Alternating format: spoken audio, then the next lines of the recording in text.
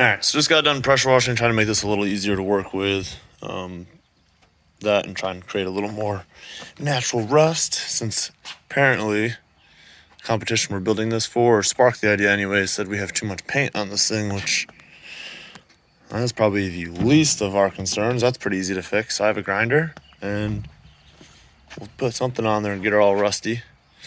So I was just getting all the big heavy grease off here so it's easier to cut with a torch and weld to and prep that kind of stuff. Last night I got the transmission, driveline axles, I got all the front suspension.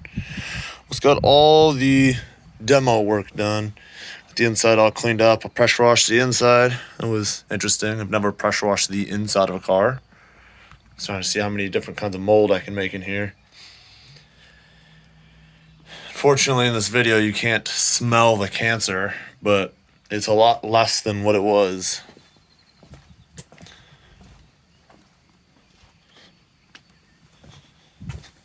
But rear axles are out. I'm gonna pull some springs, a couple little things.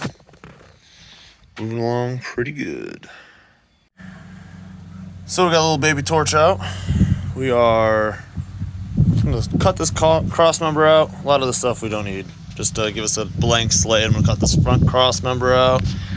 Those two little guys back there are gonna go away. We're gonna leave the X in the middle of the frame as much as we can. I don't think we're gonna have to modify it. Start plumbing up the back, rear subframe.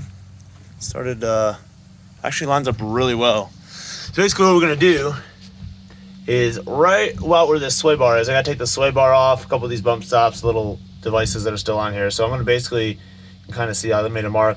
I'm gonna cut out the inside box of this frame about from here up to about this whole, the whole inside of this frame rail is gonna go away, and that's on this side and that side. So on the back, obviously, we're going to be kind of making a plane like this. So I'll be building off the frame over here. It'll look a little weird. We'll have this big void in here, but that'll actually be kind of nice for working on stuff. But ultimately, the way it measured out is the center of the wheel should be about in the factory location.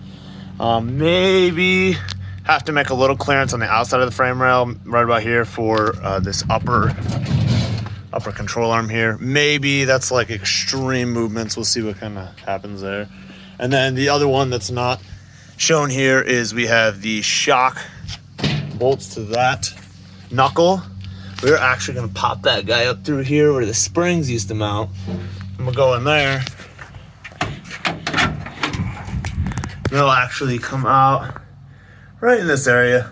So we have to chop this bulkhead up a little bit, but similar to how a lot of modern sedans are, the shock will probably end somewhere, top hat will be in there somewhere, so it'll be pretty cool.